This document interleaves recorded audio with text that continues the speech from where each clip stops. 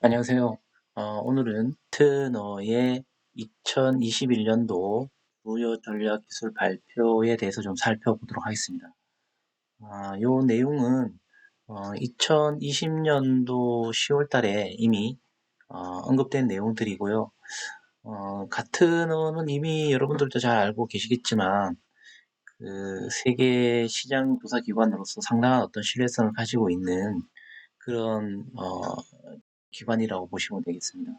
그래서 같은 회사가 기업이나 단체가 주목해야 될 2021년도 기술 트렌드를 공개함으로써 우리도 이런 부분들에 대해서 적극 좀 대응할 필요성이 좀 있겠다 이렇게 좀 보아집니다.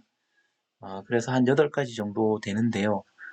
우선 첫 번째부터 좀 살펴보도록 하겠습니다. 첫 번째, 행동 인터넷이다. 네, 행동 인터넷. 각 개인들의 디지털 흔적을 수집, 활용하는 다양한 기술이 발전하고 있고, 이로 인해서 행동 인터넷, IOB라고 여기선 지금 언급하고 있는데요.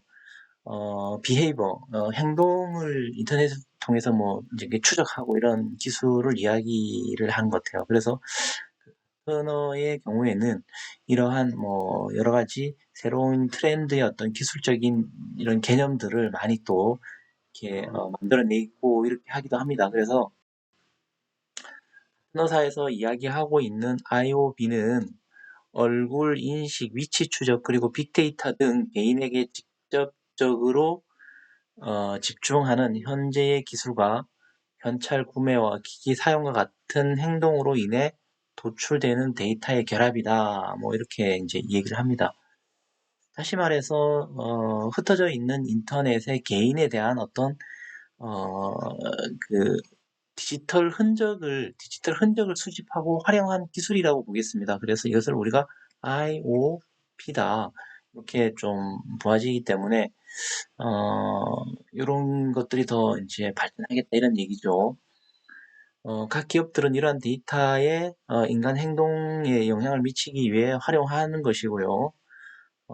예를 들어 팬데믹 와중에서 보건의료 조치를 개인이 얼마나 잘 따르는가를 모니터링하기 위해서 각 기업 조직이 IOB를 통해서 직원들이 마스크를 착용하고 있는지를 확인을 하고 열화상 기술을 통해 고열이 있는 직원을 식별할 수 있었다.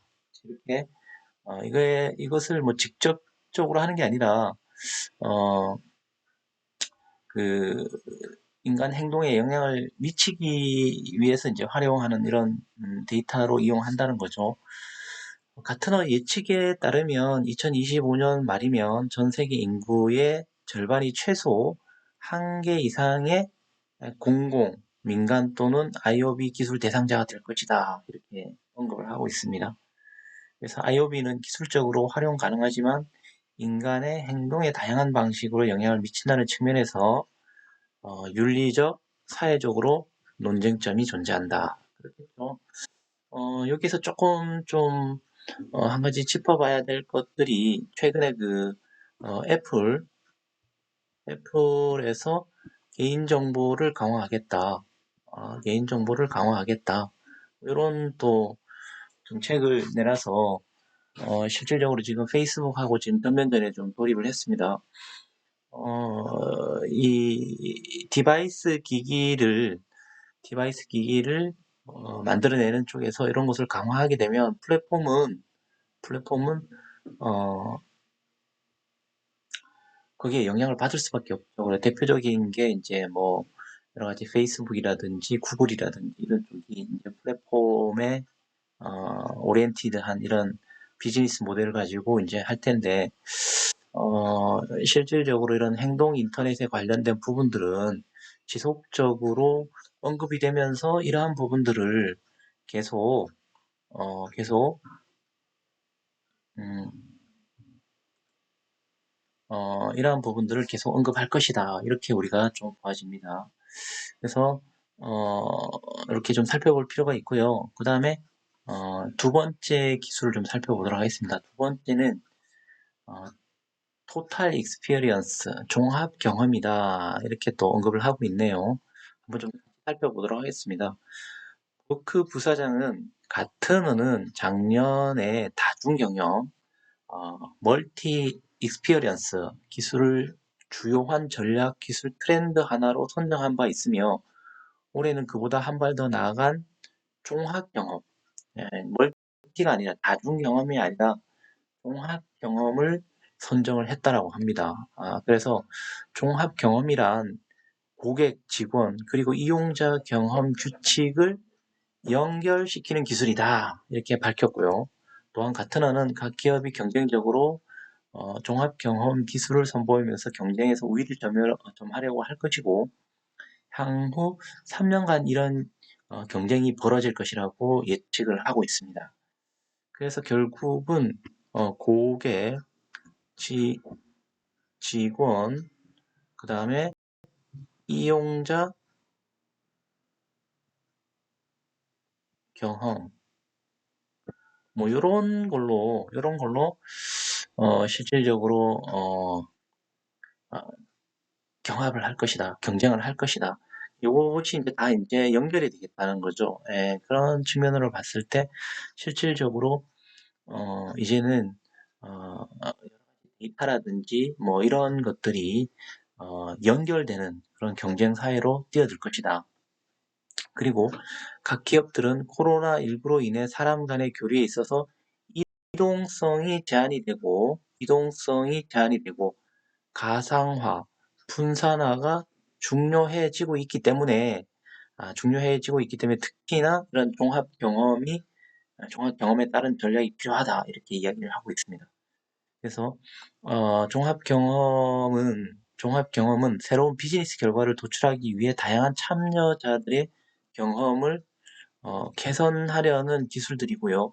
그런 그 팬데믹 이후에 회복하는 과정에서 새로운 형태의 어떤 경험을 자본화하려는 기술의 새로운 기회가 될 것이다라고 이제 언급을 하고 있습니다. 정리를 하면 이 종합 경험이라는 것은 고객,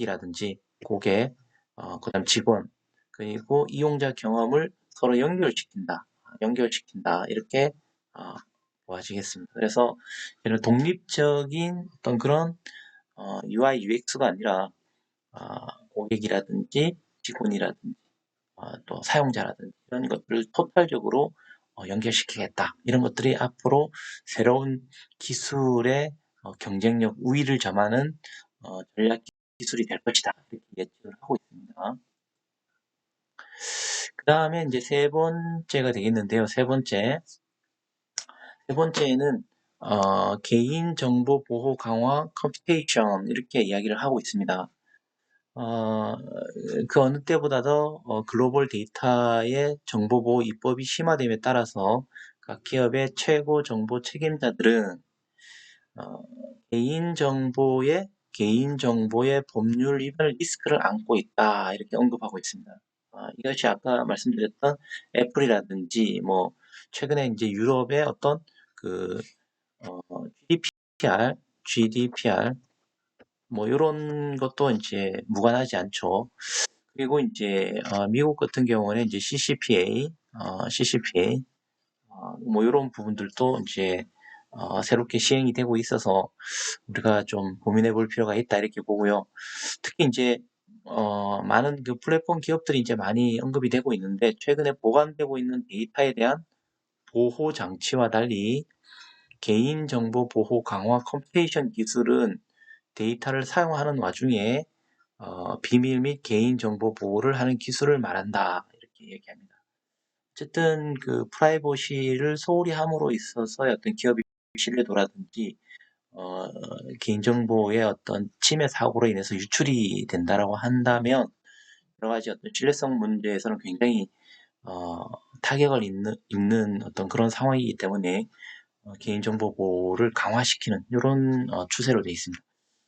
이제 이런 측면에 있어서 이제 우리나라는 조금 좀 다르게 가고 있죠. 우리나라는 기존에 너무 그 개인정보 보호에 대한 규제 쪽으로 강화를 시키고 있다고 해서 작년에 그 데이터 3법이라고 해서 데이터 3법이라고 해서 개인정보법 정보통신망법, 신용정보법 뭐 이렇게 해서 요 세 가지를 이렇게 개정을 했습니다. 개정을 해서 이미 그 개인정보보호법은 데이터 3법 시행된 거는 작년 8월 5일부터 이제 시행이 됐죠. 그래서 이제 조금 더 완화시키는 추세가 있었는데 지금 각각의 어떤 백그라운드를 말씀을 드리면 기존에 이제 유럽이나 이런 경우에는 유럽 같은 경우에는 좀 디렉션 형태였습니다. 디렉션.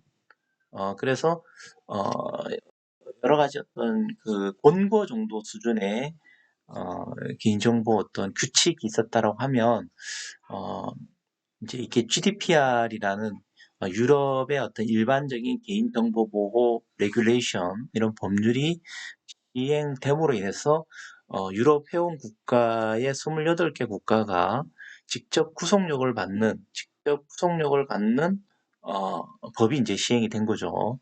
그러다 보니까 여러 가지 미국이라든지 뭐 이런 쪽에서도 이제 대응을 해야 되고 유럽 회원 국가들은 자국민들에 대한 유럽 국민들에 대한 개인정보 보호를 하는 걸로 이제 약간 분위기가 전환됐고요.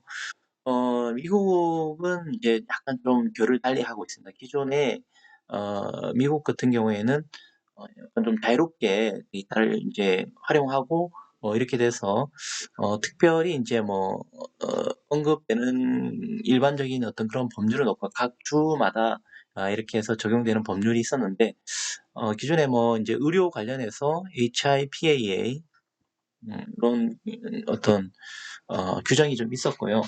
그 다음에 이제 CCPA라고 해서 이제 캘리포니아 주에서 사용되고 있는 개인정보 관련된 법률이 이제 시행이 됐습니다. 그래서 기존에 약간 좀 완화됐던 것을 이제는 좀 강화하고 있는 추세로 되다 보니까 실질적으로 요런 그 부분들이 이제 언급되고 있다라고 보시면 되겠고요.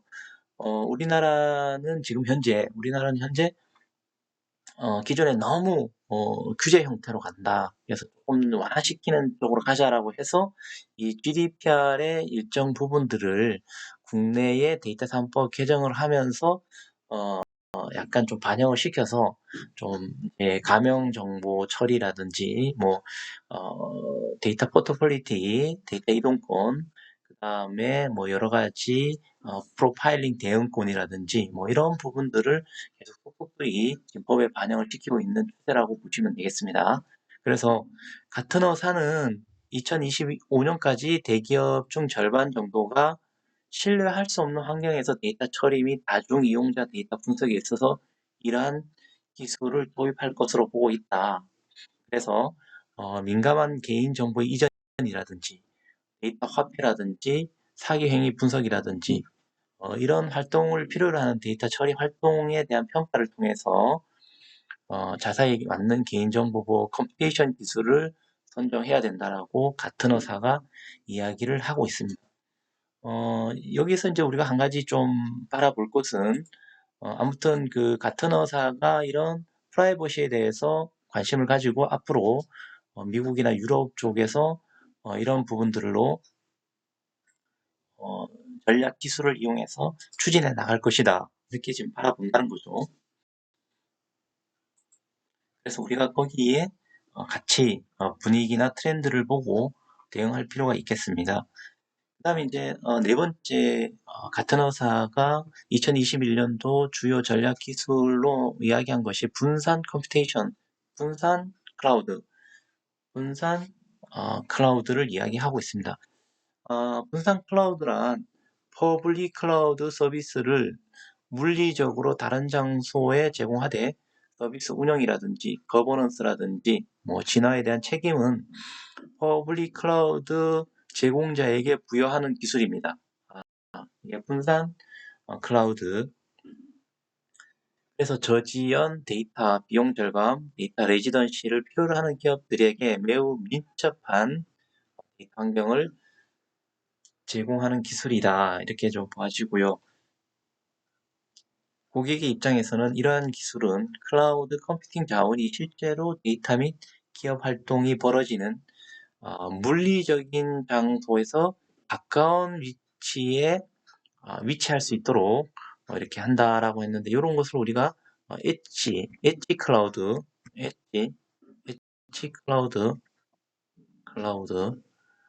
이게 지금 제가 펜으로 쓰는데 좀 잘 안 써지네요. 엣지 클라우드라고 이제 하면서 클라우드에서 이제 퍼블릭 클라우드 서비스가 있고 프라이빗 클라우드가 있는데 이런 부분들을 퍼블릭 클라우드를 이제 제공하는 쪽으로 이렇게 여러 가지 기술들이 이제 발전해 나가겠다 이렇게 얘기하고 있는 거죠. 그래서 2025년도까지 대부분의 클라우드 서비스 플랫폼은 필요에 따라서 일정 부분 분산 클라우드 형태의 서비스를 제공하게 될 것이다. 이렇게 얘기하고요.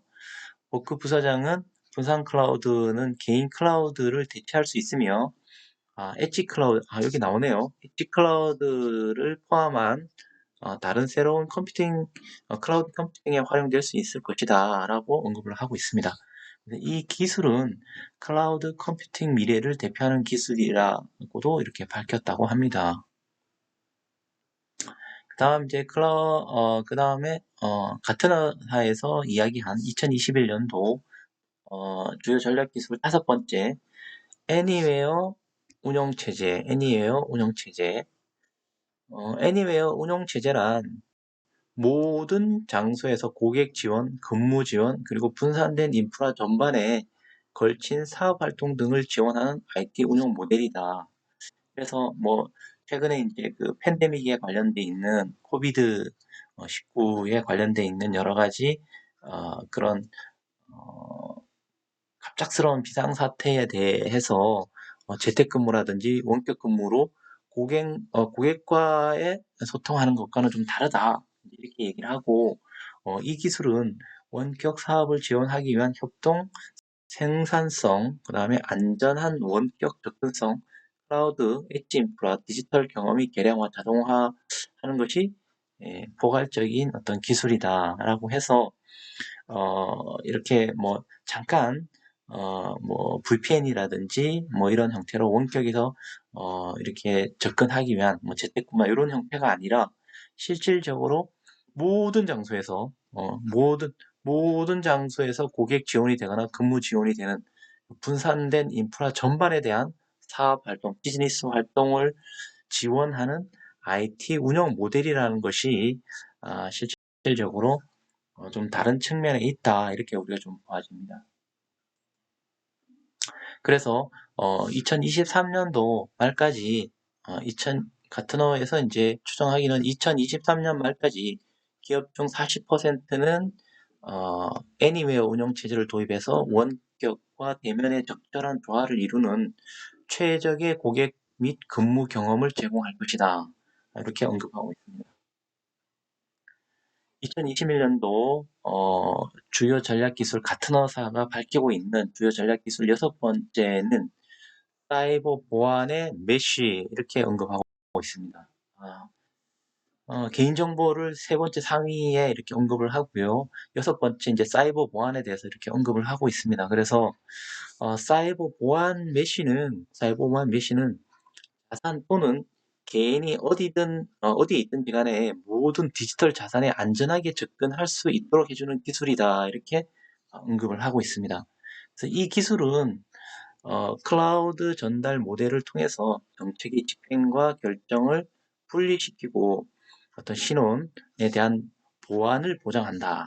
그래서 2025년까지는 사이버 보안 메쉬가 디지털 접근 보호 요청의 절반을 담당하게 될 것이다 라고 가트너사에서 이렇게 주장을 하고 있습니다. 이거는 이제 자산에 우리가 보통 보면은 이 자산에는 식별 가능한 그 정보성 자산을 우리가 이야기를 할 텐데 그 자산 또는 개인이 어디에 있든지 모든 디지털 자산에 안전하게 접근할 수 있도록 해줄 수 있는 기술을 이야기하게 됩니다. 그래서 이제 우리가 흔히 이제 이런 부분들 보게 되면 국내의 대표적인 어떤 여러 가지 이런 유사한 경우가 이제 예를 들어 망분리 이렇게 하면 업무망과 인터넷망을 이렇게 분리시켜서 안전하게 이렇게 접근 가능할 수 있도록 우리가 보통 정책적으로 이렇게 컴플라이언스를 준수하면서 이렇게 하는데 이러한 부분들에 있어서 사실은 조금 애로사항이 많이 있죠. 왜냐면은 이제 어 업무망과 인터넷망이 있는데 업무망을 따로 또 관리를 해야 되고 인터넷망을 따로 관리하다 보니까 항상 이게 이 접점이 되는 이 부분에서 여러 가지 또 보안 사고가 일어날 수도 있고 또한 이제 외부에서 접근할 때 좀 여러 가지 그 망 연계를 또 해야 되는 측면도 있고 이러기 때문에 굉장히 좀 애로 사항이 좀 있습니다. 그래서 지금 이러한 부분들을 지금 외국이나 이런 곳에서는 어, 데이터의 관점으로 이렇게 접근하려고 하는 노력들을 많이 하고 있어서 최근에 이제 좀 언급되고 있는 부분들입니다. 그래서 업무망과 폐쇄망이 있고 인터넷망이 있으면 이것을 분리시켜서 아예 원천적으로 차단하는 것이 아니라 그래서 이 두 개의 연계성을 힘들게 이렇게 운용하는 것이 아니라 데이터의 관점에서 A 데이터, B 데이터, C 데이터가 있으면 외부에서 여기서 보면 모든 디지털 자산과 안전하게 접근할 수 있는데 이러한 부분들이 있어서 누구라도 접근할 때 A에 접근할 때는 예를 들어서 이거는 뭐 그냥 누구나 접근할 수 있는 정보 그런 데이터 그래서 예를 들어 뭔가 유출이 된다 하더라도 뭐 특별하게 문제 없는 데이터 뭐 문제없는 정보, 뭐 이렇게 접근 가능성이 있을 수 있도록 이렇게 만들고요. 뭐 예를 들어서 이제 우리가 보통 인터넷에 보면 인터넷에 공개되는 정보들이 많이 있죠. 그런 측면에서 가볍게 쉽게 접근할 수 있도록 이렇게 하고요. 그 다음에 B 같은 경우에는 조금 더 데이터의 중요도가 조금 높아지는 그런 측면이고요. C 같은 경우에는 내부적인 그런 조직 내에서만 접근 가능할 수 있도록 이렇게 하는 그런 정책으로 이렇게 분리시켜서 만약에 이렇게 관리를 한다면 실질적으로 이렇게 업무망과 인터넷망이 이렇게 망이 분리돼서 폐쇄적인 구조에서 이쪽도 나중에는 또 업그레이드를 해줘야 되고 패치를 하거나 이렇게 되고 인터넷망도 또 관리해줘야 되는 이래서 또 이중으로 또 두 개가 또 이렇게 어디선가는 또 연계가 될 수 있는 뭐 이런 부분들에 있어서는 효율적인 측면 앞으로 이런 쪽으로 가야 되지 않느냐 이런 의견들이 지금 속속들이 좀 나오고 있는 추세입니다. 그래서 당장은 좀 변경하기가 좀 어렵겠지만 향후에는 이런 부분에 있어서 데이터 중심의 어떤 사이버 보안의 여러 가지 디지털 자산 접근할 수 있는 이런 방법 모델로 바뀌어가지 않을까라고 한번 생각을 해봅니다. 그 이유는 기존에는 데이터 그렇게 많지가 않았습니다. 많지가 않았는데 지금은 굉장히 데이터가 이게 많아졌기 때문에 데이터의 중요도라든지 이런 것들도 커져서 보안 모델이 변경된다라고 이렇게 보면 되겠습니다.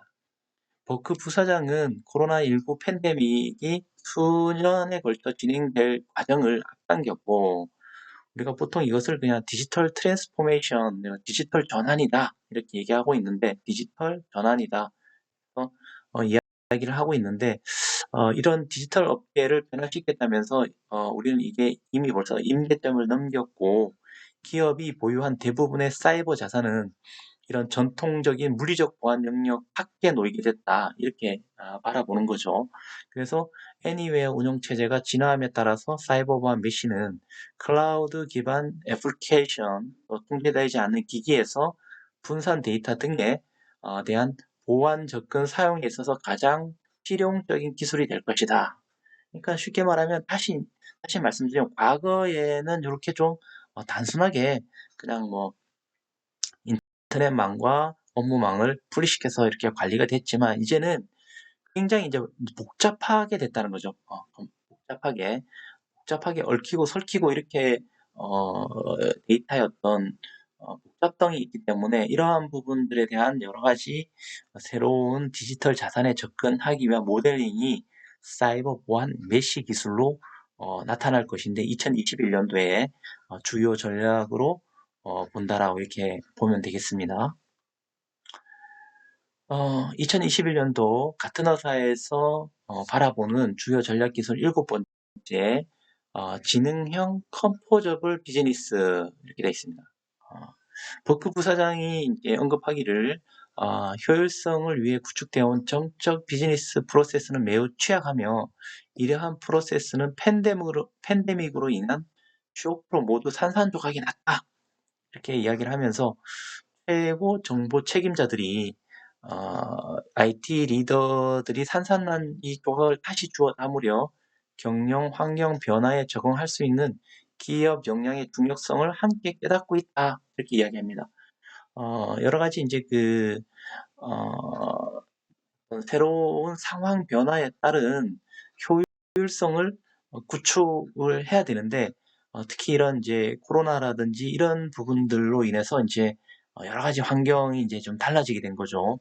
그래서 지능형 컴포저블 비즈니스 기술은 어, 더 좋은 정보에 대한 접근성과 민첩한 반응을 기반으로 의사결정 과정을 혁신적으로 제공하는 기술이다. 이렇게 이야기를 하고 있습니다. 그래서 예를 들어서 미래에 기계가 의사결정을 개선시킬 것이며 이는 풍부한 데이터와 인사이트로 인한 결과일 것입니다.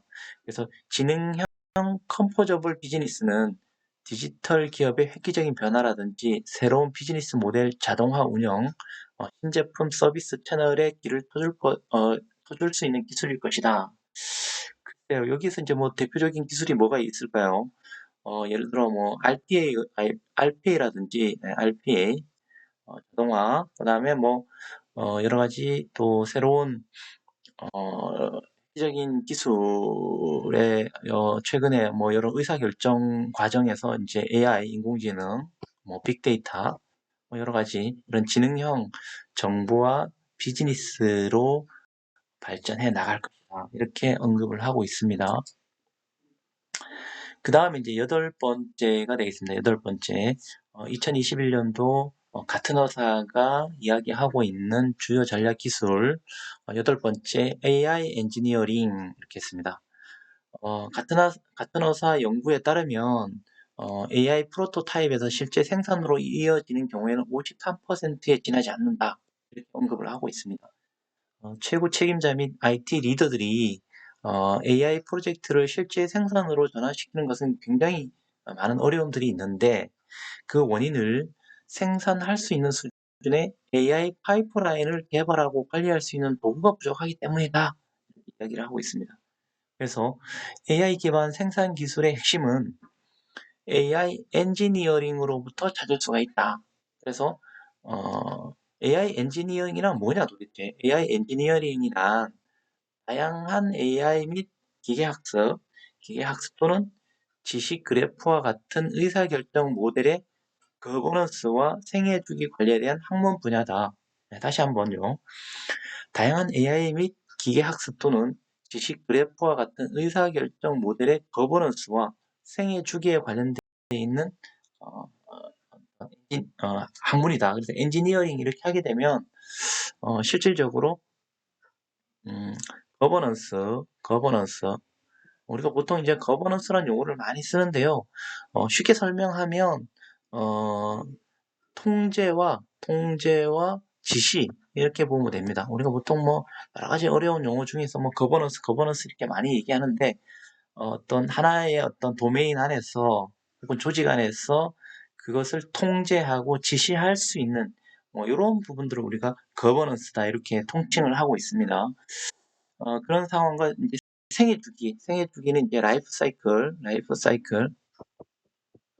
그래서 인공지능에 대해서 예를 들어 데이터를 가지고 뭐 수집을 한다든지, 뭐 경배를 한다든지, 뭐 그 다음에 라벨링을 한다든지, 이렇게 해서 이제 해나가는 어떤 그런 생애 주기에 관련돼 있는 여러 가지 이런 거에 따른 포괄적인 어떤 학문 형태를 여러 가지 종합된 어떤 토탈적인 이런 내용들을 가트너사는 AI 엔지니어링이다 이렇게 정의를 하고 있는 것 같아요.